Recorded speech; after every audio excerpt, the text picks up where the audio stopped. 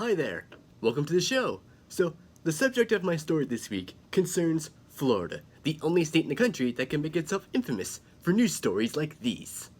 Early June, 2 in the morning, the suspect thinks the time is right at the Pizza Hut on State Road 434. Took a crowbar, smashed out the front doors to the Pizza Hut. Upon entering the business, he immediately took the cash register, threw it to the ground, failed entry, cash register wouldn't open, went to the back kitchen, grabbed 2 cases of mozzarella cheese, and left out. Cops say they are not sure how much the cheese is actually worth, but they guess it's not worth time in prison. Florida man is turning heads in his Florida neighborhood, and his neighbors are turning their heads the other way. That's because the man insists on doing his yard work and everything else naked. Hello. Concerned neighbors say they cannot bear it, but police say as long as he's on his own property and not doing anything illegal, the man is allowed to do anything he wants, and yes, in his birthday Video suit. shows Robbie Stratton running through a convenience store with an alligator in his hands. He takes the animal in the beer fridge as well. I don't even remember coming up here. We asked Stratton where the alligator came from. No clue. Recollection of that happening at all? At all. This store sells some good liquor. I drank a lot of it that night. Okay, everything about that guy is incredibly intriguing, mostly because he was drunk at the store where he bought the liquor. Did he buy the liquor, drink it, leave, and come back with an alligator? Did he buy the liquor, leave, and start drinking it as an alligator walked in?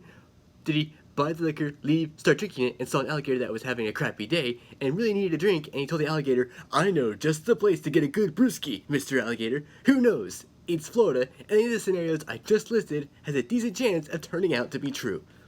But look, we're not going to talk about how weird Florida is. Instead, I want to talk about Florida for a different reason, and the different reason is this.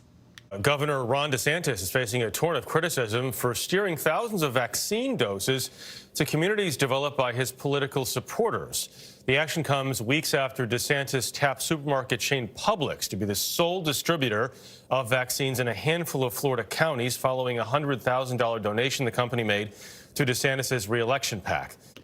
That's right. The state government of Florida is facing a growing political scandal involving Ron DeSantis, Florida's Republican governor and constipated Cabbage Patch doll. Now, if you've been too busy looking at that guy from before swinging the alligator around that liquor store to pay attention to what's been going on, let me explain. DeSantis has been facing scrutiny for his handling of the coronavirus pandemic, not just with restrictions meant to prevent the spread of COVID-19, but with the rollout of the vaccine. But this is just another addition of scandals and controversy that DeSantis has created for himself as governor of Florida.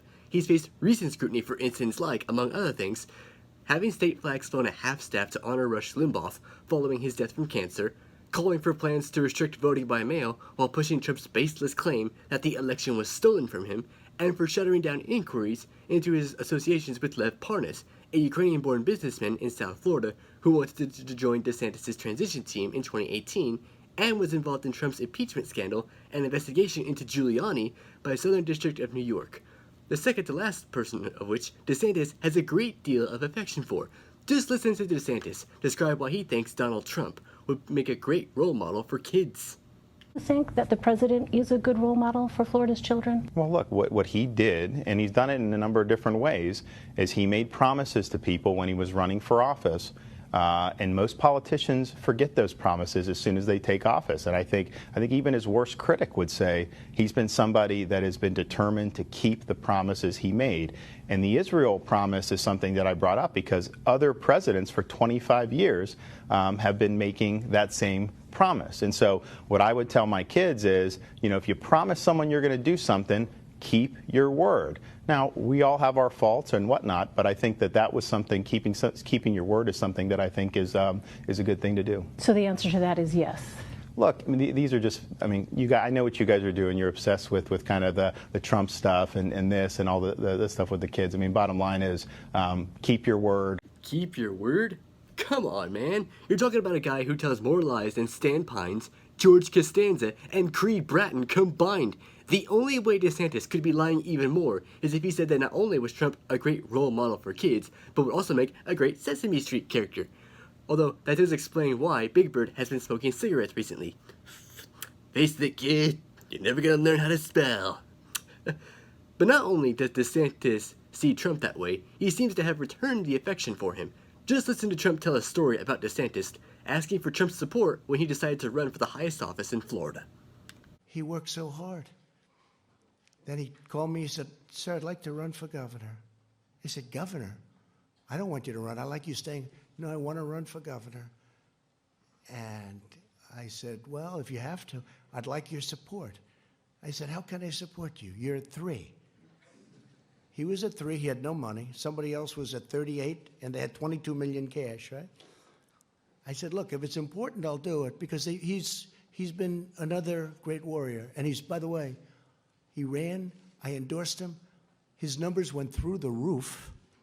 The man who he beat, who was expected to win easily, called me after the race. He said, you endorsed him, and it was like a nuclear bomb went off.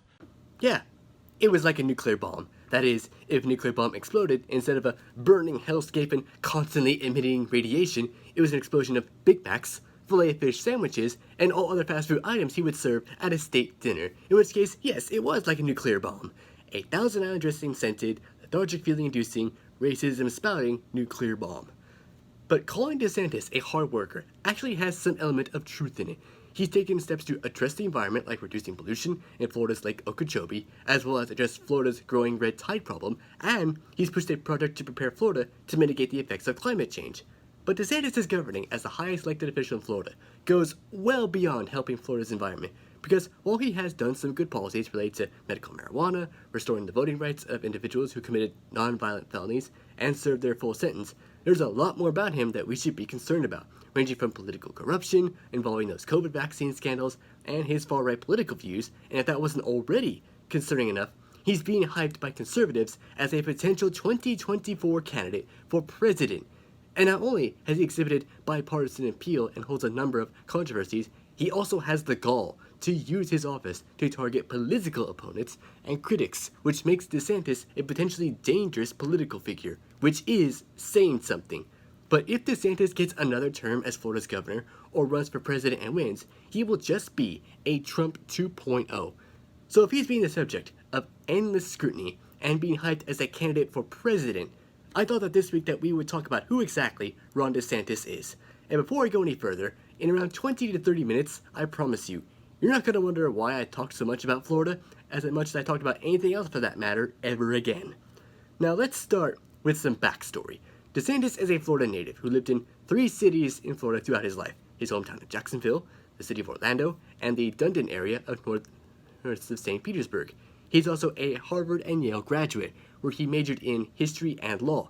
And during his time at Harvard, he received a Reserve Naval Officers Commission and was assigned to serve in the Judge Advocate General's Corps, or JAG, which is the legal arm of the U.S. Navy, where he served as a prosecutor. Among the bases where he served happened to be Guantanamo Bay. Now, there's not a lot of information available about DeSantis' time at Guantanamo, and his campaign for governor declined to make it publicly available to discuss what his experience there was. So when the Miami Herald interviewed retired Navy officers who worked there when DeSantis did, they were able to explain that his job there was to advocate for the fair and humane treatment of the detainees, to ensure the U.S. military complied with the law, under policies outlined by both the Defense Department and by Article 3 of the Geneva Conventions. One naval officer who knew DeSantis said of him that if any complaints were raised, Ron would have been among the folks I sent down to talk to the detainees, and that he made sure that those complaints were addressed in a way that was consistent with the law. And even when he discussed his tenure at Guantanamo Bay publicly, he did so in moments like this. Christmas of 2006, I wasn't home with my family. I was in Guantanamo Bay, Cuba at the terrorist detention facility, not as a detainee, as an officer. Ha ha ha ha ha ha. Right. You were there as an officer, not a detainee. It's not like you could wind up there for some horrible reason we all know could be done in a deliberate fashion, so it makes sense that you would be there as a guard.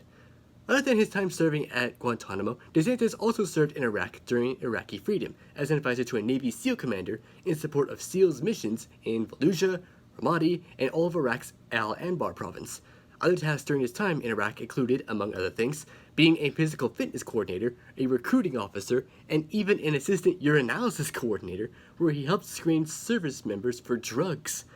After serving time in the military, DeSantis eventually decided to run for Congress, where he became known as a member of the Freedom Caucus, a group of conservative and libertarian-leaning Republicans known mostly for stirring up controversy through engaging in culture war bullshit, performative political stunts, and a simple excuse to get free screen time by making outlandish comments and defending them on Fox, and for not getting a lot of bills that they introduced in Congress passed. DeSantis actually introduced or tried to make unsuccessful amendments in some of those unsuccessful bills, like a bill that would direct the DOJ to report to Congress when a federal agency refrains from enforcing laws or regulations for any reason, or when he tried to attach a rider in a fiscal bill in 2018 to defund Robert Mueller's investigation 180 days after the said bill had passed. Now briefly, he tried to run for the U.S. Senate until Marco Rubio ran for president. But after Rubio pulled out of the presidential primary and ran for re-election instead, DeSantis withdrew and ran for re-election for his office as well. Now, he eventually ran for governor in 2018 and won the GOP nomination, and his campaign gained a reputation for not only being controversial, but also incredibly weird. How so? Well, take a look at this campaign ad he made featuring his wife and kids. Knows my husband Ron DeSantis is endorsed by President Trump, but he's also an amazing dad. Ron loves playing with the kids. Build the wall. He reads stories. Then Mr. Trump said, "You're fired." I love that part. He's teaching Madison to talk. Make America great again. Okay, that is just deeply weird. Not only is it weird because he looks as though he's deliberately trying to politically indoctrinate his children, but because he's making his daughter build a wall along the border made out of toy bricks, which is just stupid. We all know that if you're a kid and you're trying to keep people out of your space, you don't use cardboard toy bricks. You get a bunch of Legos and you scatter them all over the bedroom floor. It's a much better strategy for keeping people you don't want in out. But the truth of the matter is, while it may seem like DeSantis has bipartisan appeal, it's actually a very calibrated act. Take his policy plan for when he ran for governor. When the press for Florida's local newspapers tried to get DeSantis to lay out his policy plan as governor during the campaign, it didn't go well. DeSantis' campaign once confirmed an interview about the issues in Florida between him and the Tampa Bay Times days before it was supposed to happen, but the campaign later canceled that interview, saying that he needed more time to flesh out the details. And the only time he made himself available was to speak about national issues on Fox News, which he does to this day. He does it all the time. And when he's running for higher office and yet has no clear plan for how to do what he's promised, you can kind of see what DeSantis and Trump see in each other. And the fact that he talks about national issues more than issues regarding the country's third largest state and would rather be interviewed on Fox than a local newspaper like the Tampa Bay Times gives kind of the impression that he cares more about his future political aspirations than he does about the needs of those he represents. And when you see that his attempts at finding a middle-of-the-road path to governing and attempts to appeal to a bipartisan collection of voters is part of his hopes to aspire to higher office, it's kind of hard to unsee it. It's looking at the logo for FedEx and you finally notice the arrow. Or it's like looking at the logo for Toblerone chocolate and you finally notice the grizzly bear. Or you watch the 1997 movie The Rescuers and you notice the poster featuring a naked woman in the background. You can't quite look at it the same way again. And beneath all that political charm are some truly ugly characteristics he shares with Trump. For starters, he is a bigot, and he demonstrates this both implicitly and explicitly. For instance, when he used a proclamation calling for a moment of silence to honor the victims of the massacre at the Pulse nightclub in Orlando, his statement left out any mention of the LGBTQ community, most of which were among the victims of that massacre. Now, after facing backlash for doing so, DeSantis later corrected his statement, blaming the exclusion of the LGBTQ community on his staff. And that wasn't a one-off. Despite saying he doesn't tolerate discrimination, he and the Republican-controlled legislature have supported funding for private schools that expel students just for being gay, and Florida is among 24 states passing bills that would ban transgender girls and women from competing in women's high school and college sports. Now, it would be bad enough if DeSantis was bigoted against the LGBTQ community, but he also has a history of engaging in racist dialogue. Just watch this clip of him after he won the GOP nomination for governor and talking about his Democratic opponent, the then mayor of Tallahassee, Andrew Gillum, in a less than ideal way. Florida elections are always competitive, and this is a guy who, although he's much too liberal for Florida, I think he's got huge problems with how he's governed Tallahassee. He is an articulate spokesman for those far left views, and he's a charismatic candidate. And I watched those Democrat debates. None of that was my cup of tea, but I mean, he performed better than the other people there. So we've got to work hard to make sure that we continue Florida going in a good direction. Let's build off the success we've had on Governor Scott. The last thing we need to do is to monkey this up by trying to embrace a socialist agenda. Ugh, that is probably the worst way to talk about a candidate who is African American. It's not an appropriate way to address actual monkeys. Although, if I may speak to Fox News for a moment, as a general rule, whenever a dick shows up on your screen, you're supposed to blur it. Now, Fox News later apologized for DeSantis' remarks, but that wasn't the only racist incident DeSantis has been a part of. Just listen to DeSantis' opponent in 2018 list a whole series of incidents where DeSantis was linked to racist individuals while landing what is perhaps the most sick burn ever delivered during a political debate. Mr. DeSantis has spoken. First of all, he's got neo-Nazis helping him out in this state. He has spoken at racist conferences. He's accepted a contribution and would not return it from someone who referred to the former president of the United States as a Muslim, Nigger. When asked to return that money, he said no. He's using that money to now fund negative ads. Now, I'm not calling Mr. DeSantis a racist. I'm simply saying the racists believe he's a racist. Wow. If I may appropriate some black culture for a moment, as Raven would say, oh snap! The only way that burn could have been even more sick is if after Gillum finished speaking, the voice of the announcer from the video game Mortal Kombat read an on-screen graphic reading, "Finish him!" Now, those incidents Gillum listed weren't the only times DeSantis had been affiliated with avowed racists. DeSantis has also, among other things, associated himself with Sebastian Gorka, a Trump ally with ties to a far-right group in Hungary that collaborated with Nazis in World War II. He moderated a Facebook chat group that was filled with racist posts, and he once appointed a guy to serve as Florida's Secretary of State who was once photographed wearing blackface at a Halloween costume party. And he's also criticized teaching the critical race theory, which states that systemic racism is part of American life, and it should all be challenged on all the beliefs that allow it to stand. So, if it walks like a racist, talks like a racist, hangs out with a racist, runs a racist Facebook page, and hires people with a history of racism, and doesn't like it when people are told that the society they live in has racism baked into it, there's really no other label you can put on him. Now, the trait that DeSantis possesses that's even worse than affiliating with bigoted culture war initiatives and affiliating himself with people who deliberately target minorities is that he has been more than willing to use his power to serve his own interests and his loyalty to Trump. And this was highlighted throughout the pandemic. If you look at his handling of COVID-19, he handled this crisis in the worst possible way. First, let's look at one area of the pandemic he mishandled: the data regarding COVID cases and deaths.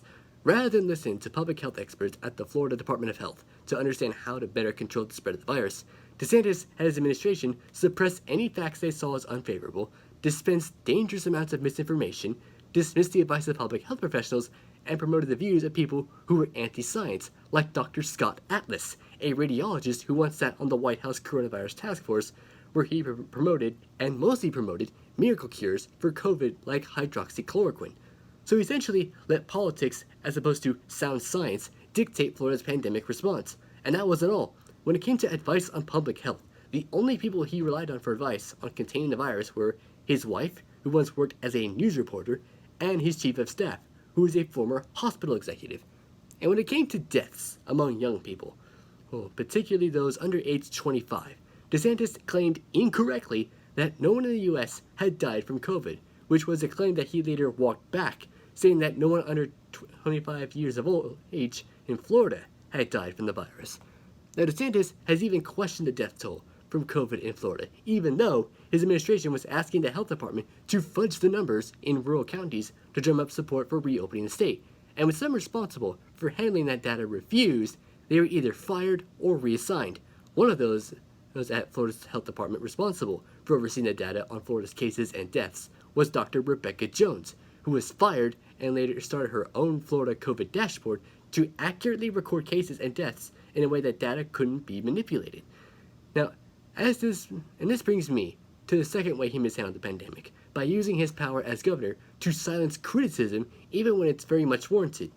When Dr. Jones sent a message to health department employees, encouraging them to speak out against the state's government handling of the pandemic, DeSantis tried to intimidate her when back in December, this happened. Parties have raided the home of a former state official who has said she was ousted earlier this year for refusing to censor the state's coronavirus data. She was a whistleblower. Rebecca Jones tweeted this video of the raid on her home, saying this: "State police came into my house and took all of my hardware and technology. They pointed a gun in my face. They pointed guns at my kids." It's true. Jones had her home raided by police officers after being accused of hacking into the state-run communications platform used by health department employees, despite Jones herself admitting that she's not a hacker. And since she has since called the investigation a thinly veiled attempt by DeSantis to intimidate scientists. So he's basically trying to make Florida's political climate similar to that of a third world country. All we need is DeSantis' critics being thrown into the nearest gulag and the legislature giving DeSantis more power, and we basically have autocracy bingo right there. But it's not just intimidation of critics and fudging virus data that he's done. He's also used his power as governor to benefit his biggest wealthy donors, which brings me back to that pay-to-play news story you saw at the beginning of this piece. Because DeSantis has used the coronavirus vaccine to benefit his biggest wealthy donors. First, he had the grocery store chain Publix be the sole distributor of COVID vaccines in the state, despite the fact that not every Florida county has a Publix location, and the arrangement came under scrutiny when it was discovered that Publix donated around $100,000 to DeSantis' re-election campaign, which critics argue could present a conflict of interest, both of which deny. Then, he played favoritism with vaccines by setting up vaccination sites in not just Lakewood Ranch in Manatee County, but also Ocean Reef in Key Largo after receiving a big donation from a wealthy Republican donor.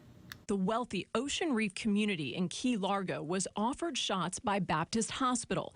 A month later, Bruce Rauner, a former Illinois governor and Ocean Reef resident, sent the governor's Political Action Committee, Friends of Ron DeSantis, a $250,000 check. Today, the governor said his office had nothing to do with setting up the site. In the initial 3 or 4 weeks, as you remember, the hospitals were getting the lion's share of the vaccine.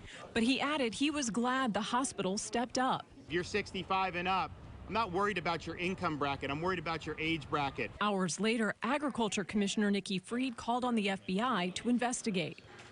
If this isn't public corruption, I don't know what is. It's simply just too clear to avoid. Give campaign contribution big dollars, get special access to vaccines. That's right. Key Largo's Ocean Reef neighborhood, which is home to some wealthy people, most of which are Republican donors, but have extremely low infection rates, got special access to COVID vaccines in exchange for political campaign contributions. One of the most notable cases of a wealthy Republican donor giving money to DeSantis in exchange for special vaccine access involved Bruce Rauner, a Republican donor and the former governor of Illinois. Now let me just say this. As someone who's from Illinois, I think that woman who said, "If this isn't corruption, I don't know what is right. I can just tell that there's some degree of political corruption baked into this. I come from a state where 4 of our former governors have been impeached and or have gone to prison. So if you look at this contribution for a dose story and don't think there's some hint of political corruption not far behind, you are definitely living in a freaking fantasy world." Now, DeSantis claims that the state government didn't authorize the Ocean Reef vaccination site, despite the hospital that supplied the doses and the county government saying that the state was very much involved in it. And the scrutiny is so bad that top Florida Democrats have called on the DOJ to investigate his vaccine favoritism. And whenever DeSantis is criticized for his handling of COVID, particularly by the press, he lashes out constantly. Watch this exchange between DeSantis and a reporter for CNN. And before you see this clip, let me add some context here. Because of the way DeSantis chose to roll out the vaccine for COVID, senior citizens were forced to wait in long lines, sometimes overnight, just to get their first vaccine dose, and were told to get an appointment via a website that was set up by the state government to do so, but the website kept crashing. And what the reporter is trying to simply ask DeSantis is, what went wrong with the rollout of the vaccine? Now, with all that in mind, watch this. What has gone wrong with the rollout of the vaccine that we've seen phone lines jammed, websites crashing? There's a lot of demand. I mean, I think at the end of the day, excuse me. If I could finish my question. You just said what has gone wrong, so I'm answering the question. If I could complete the question, though. So you're going to give a speech, or are you going to ask a question? With all due respect, Governor, you asked the question. I'm going to answer it. I'm trying to finish my question. No, you're giving a speech. You asked the question. I am trying to ask you the.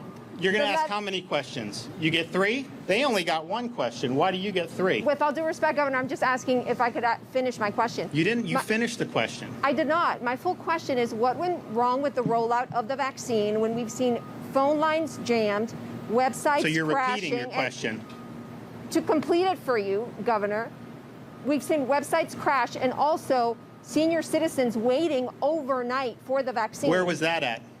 We've seen it in Duval, Broward, Orange, and Lee counties. And why was, like in Lee, why did that happen?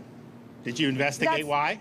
That's my question to you, Governor. You're the governor of the state. I'm not the governor of the state. Okay, but you didn't investigate why that happened, like in Lee County. Why was there a big line? Did you investigate why?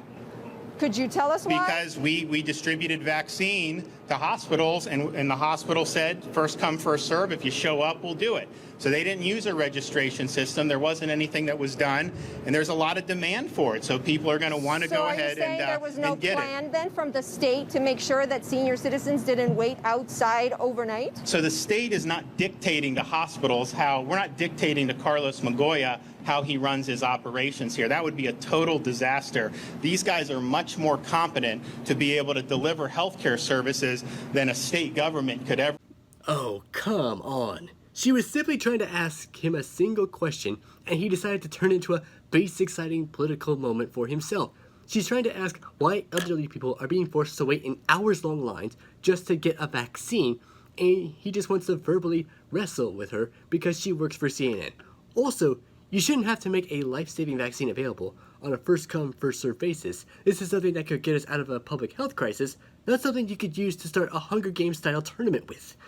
And it's not just the criticism for handling of the data or the rollout of the vaccine. He's been criticized for rushing to reopen the state completely with no mask mandate and no social distancing, something that Republican and Democratic local officials in cities like Jacksonville, Hialeah, Orlando, and Miami Beach area have pleaded with him to allow them to enforce their own mitigation measures to stop the spread of the disease.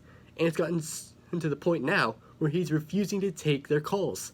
Unfortunately, DeSantis hamstrung local officials' ability to enforce their own mitigation measures, so the state is practically open to pre-pandemic levels with the virus spreading widely, no mask mandates, no social distancing taking place, all of which has predictable consequences. Take a look at what happened recently in spring break in Miami. Tonight, a state of emergency in Miami Beach after a weekend of chaos. City of Miami Beach is currently under a state of emergency. Mostly maskless crowds from out of town hacking famed Ocean Drive, overwhelming police. You are commanded to immediately and peacefully disperse. Throngs of young adults defying a new 8 o'clock curfew. Police then using pepper balls to break up the crowd. Some trampled in the stampede. These scenes prompting city leaders to extend the curfew and close causeways into Miami Beach from Thursdays to Sundays through mid-April.